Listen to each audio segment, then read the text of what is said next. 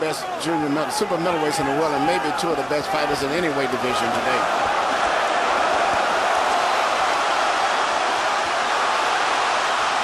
And I think there's something to be said for an unconventional style.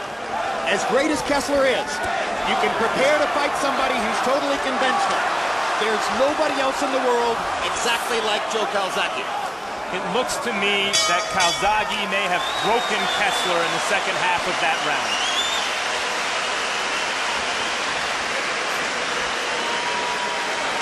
It's good. I should do it for stepping into him. Don't let he attack. You can't handle second attack. You can't handle second attack. Top and bottom, top and bottom. After I love his job he's doing fantastic. As I won the last 30 seconds was beautiful. Oh, more two balls. You know what's about now. Knock him out. You know it. Just keep hitting him. Just keep going at him.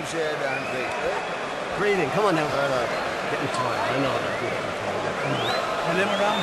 11 round. I'm not hitting what I told you. Don't give him a chance. You notice something before the beginning of each round, Calzaghe gets up first. Psychologically, that's really rough on your opponent, especially when he's tired. But every round, he gets up 15 seconds before the bell rings. And it impresses the judges. And there have been 2 occasions on which he didn't sit down on the stool at all. Yeah, and which was an old George Foreman tactic for proving his dominance. Jabs in the 10th round. Calzaghe 14 out of 42. Only 10 of 28 for Kessler. Harold Lederman has not found a round to give to Mikkel Kessler in quite some time. 2 rounds to go, and you heard one of the trainers in Kessler's corner say, "You're not doing what we tell you to do." Kessler's in his prime. He fought this fight as well as he could fight it. In the last round, knowing he needs a knockout, he tried to make it happen. Calzaghe weathered the storm. And I don't know if Kessler really believes he can win this fight anymore. Well, I think Kessler's fighting a very good fight. He just said that with a phenomenal fighting machine. Any other fighter in the world, possibly, even in different weight divisions, he would probably be more successful and maybe beat them. Well, Calzaghe is in a whole zone by himself tonight. He's fighting a great fight. He's been in a zone by himself for a long time, Emmanuel.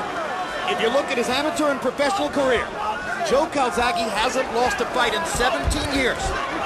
There are a lot of people who denigrated his opposition, but when you look at that record, there's a reason. And he's showing it tonight. Well, he's really impressed with me tonight. The Lacey fight wasn't as impressive as this fight is to me, because I thought a lot of situations made Lacey very vulnerable that night, but he's fighting a fantastic fight tonight. Lacey was a far more limited fighter in style than Mikkel Kessler. And not as tall, not as rangy. Yeah, this is a guy that matches up physically to him.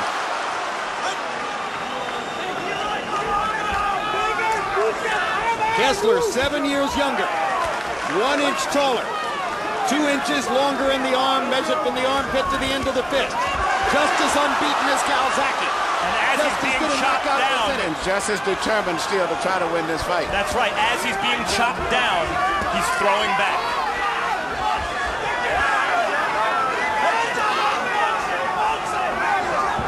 Well, you guys make a great point. This isn't necessarily the exposure of Mikkel Kessler as something less than what he was supposed to be. Yes, it's just a fantastic performance by a fantastic fighting machine named Joe Calzaghe. Kessler is still a very good fighter. Somewhere Bernard Hopkins is watching. Calzaghe calls him Old Hopkins. But the discussion has been on for quite some time.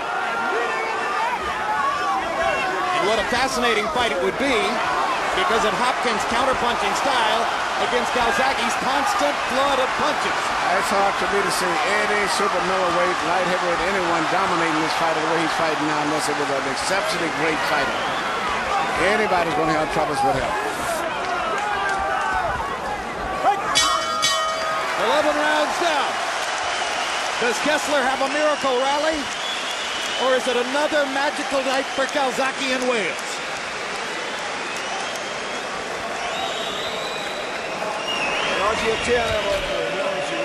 I know he's annoying, I know it.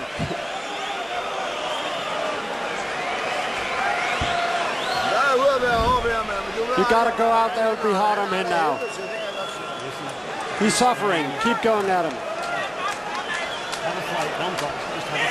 Last round, tie him up.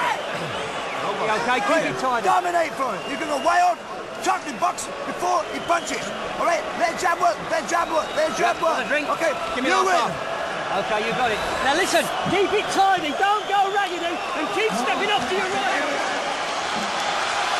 You know, it's fascinating, Emmanuel. Kessler puts up a brave and spirited fight in every round. But between rounds, sitting in his corner, he looks absolutely shell-shocked. Yes, he looks like he's giving up here at look, but he comes back and starts fighting as soon as the bell rings. You know why he's shell-shocked? Because he's not doing anything wrong, Kessler. He's doing everything right. Calzaghe is a fighter against whom you can do everything right, and he'll make it come out wrong. In fact, Kessler expressed exactly that before the fight when he said Joe's style is to spoil your boxing. That's a great phrase for what's happened tonight. He has spoiled Kessler's boxing.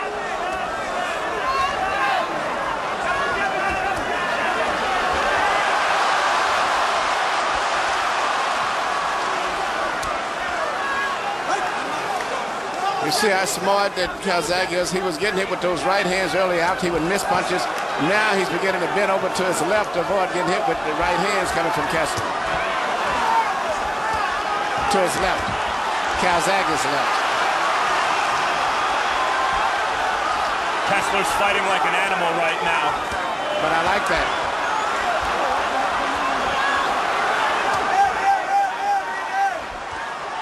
Good uppercut by Kessler. Momentarily stunned Calzaghe.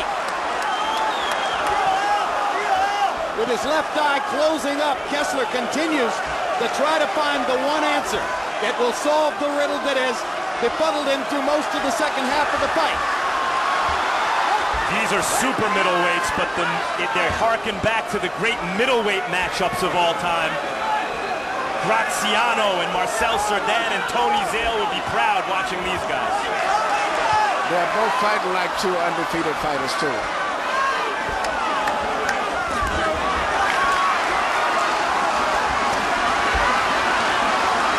Calzaghe's going to bank on offense down the stretch. It's what brought him this far. Kessler appears to need the knockout.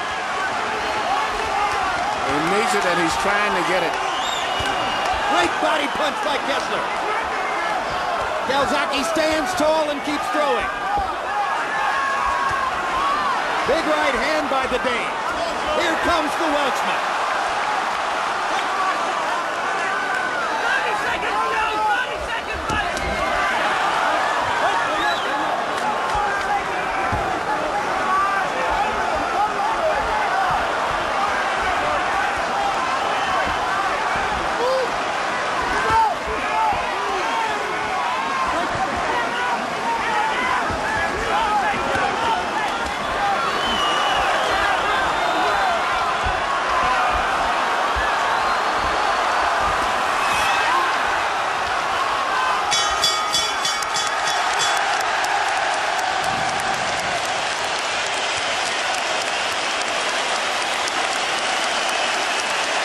Kessler's best round in the second half of the fight is not enough to change the probable outcome here.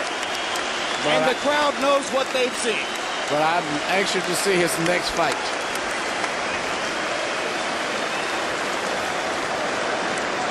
Calzaghe's almost in a Ray Robinson position where, as good as you might be in the super middleweight division, I don't know if this guy can be beaten by what's out there right now.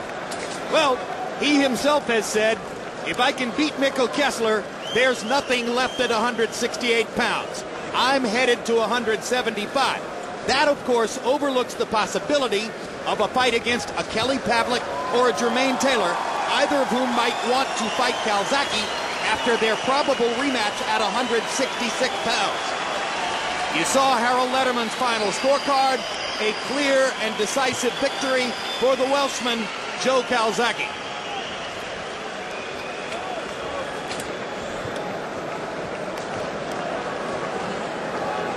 Great fights often come down to the force of will. Joe Calzaghe's will for 44 fights now has been indomitable. And let's take a look at the three judges who will render the official verdict. Letterman's final score was 117-111, Calzaghe. That means 9 rounds to 3.